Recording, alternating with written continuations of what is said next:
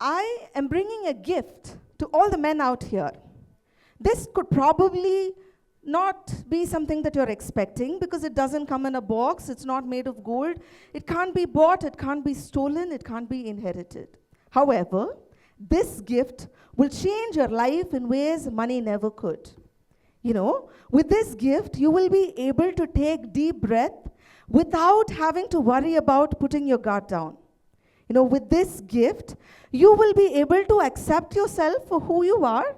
You know, you don't have to carry that heavy armor that you've been carrying since boyhood, the armor that said, man up, don't cry, real men don't need help.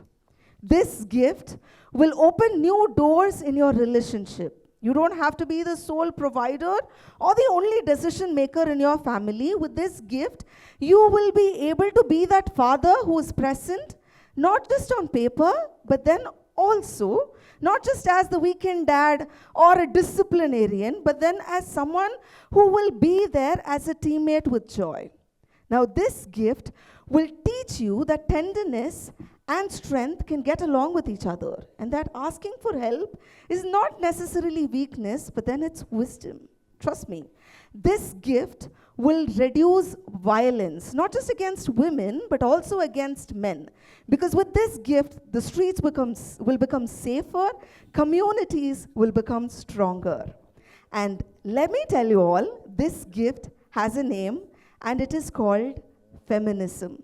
Not a fight against men, not a movement to replace men, but then it's a commitment, a lifelong commitment to ensure that men and women are treated equally. You know, patriarchy hasn't just caged men or women, it cages everyone who refuses to fit inside the box that it has stereotypically put together.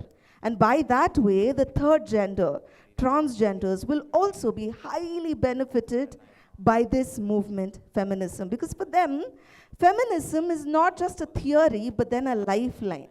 If feminism can free men from their armor and free women from their cage, then it will definitely free the transgenders from invisibility.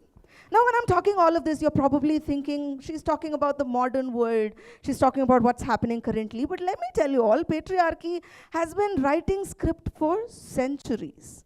And if you're doubting me, travel with me to a few fairy tales. Right? I'd like to start with this character, Prince Charming, right?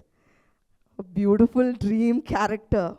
But let me tell you all, charming is basically his job description. All he had to do was show up at the right moment, look good on a horse, and sweep someone away. No backstory, no personality, no struggle. Trust me, nothing. Imagine how empty that life would have felt like. Feminism would have told him, you don't necessarily have to be just the rescuer. You have more to yourself. You can be a partner. Let's talk about the beast. Monstrous.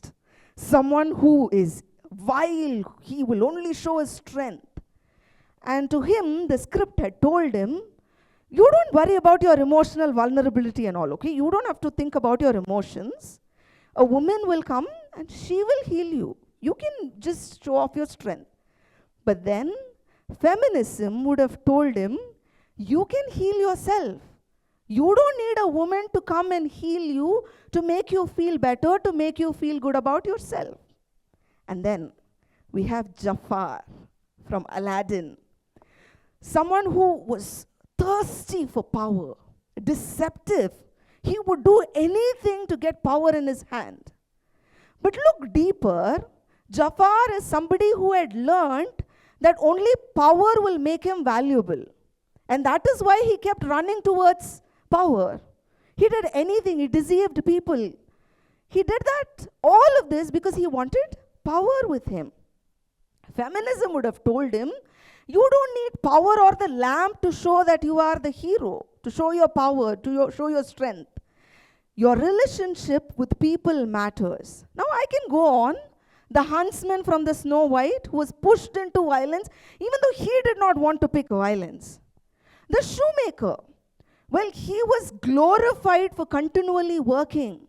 Feminism would have told him, no, don't do that. You will have a burnout. Take some rest.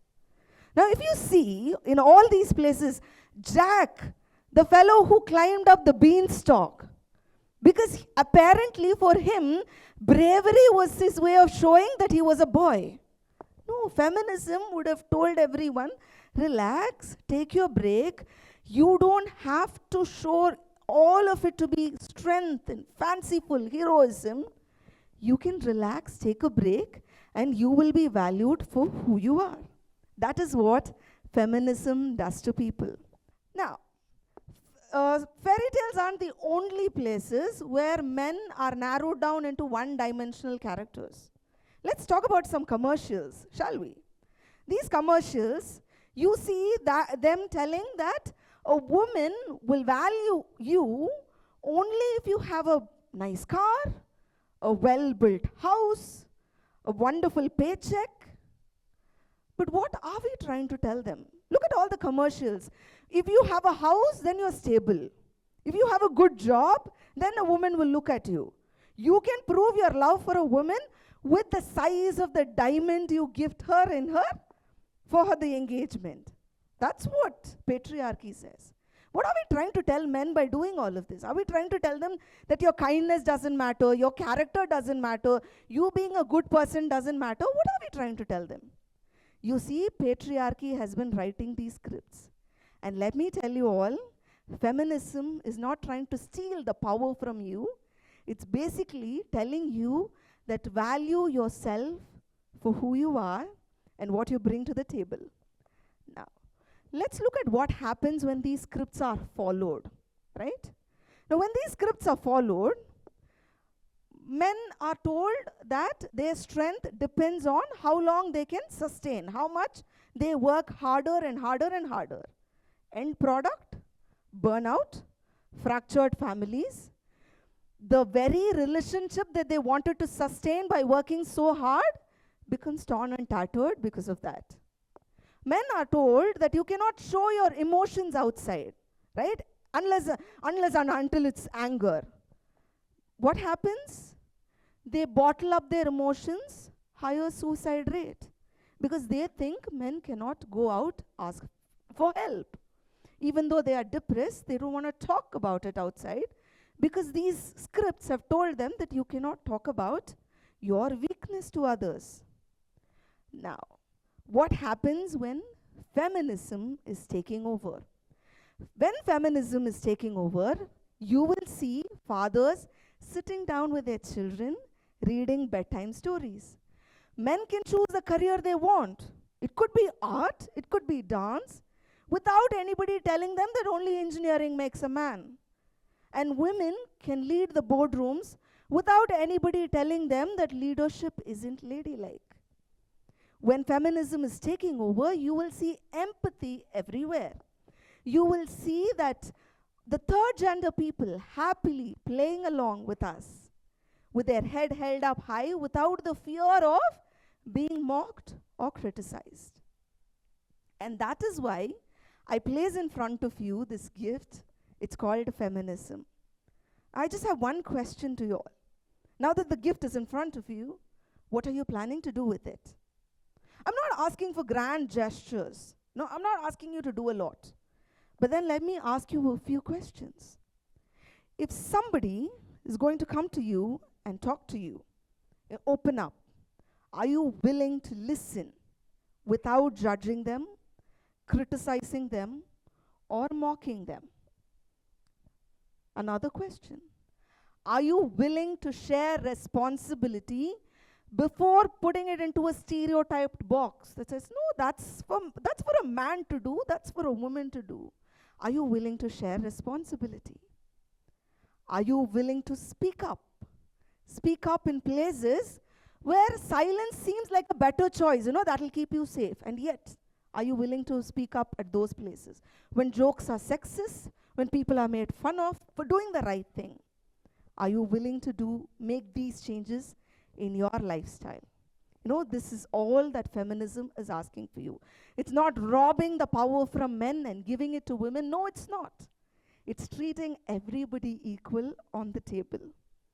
And now, if you're thinking, whatever I said are only theories. No, they don't exist. Look around you. These cages are lived.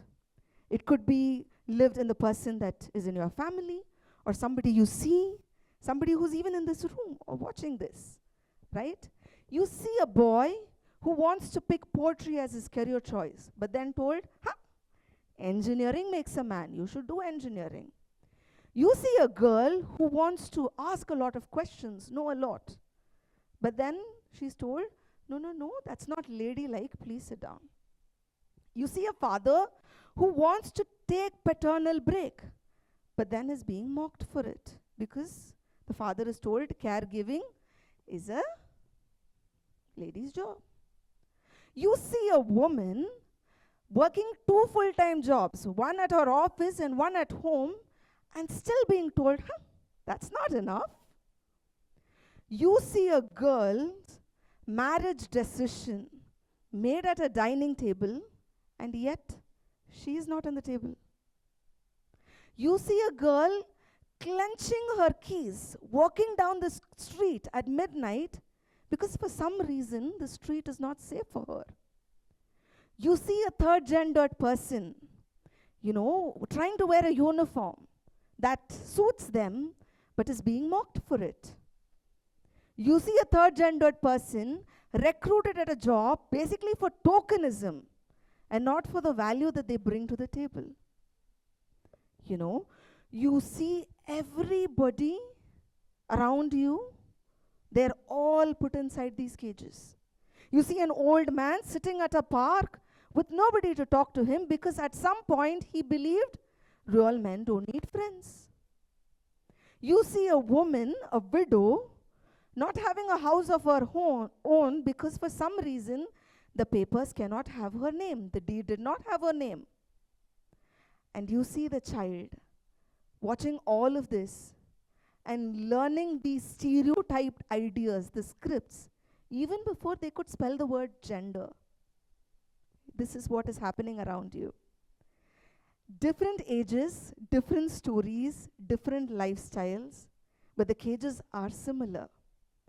Patriarchy wrote their script, feminism rewrites them. And that, my friends, is my gift to you all.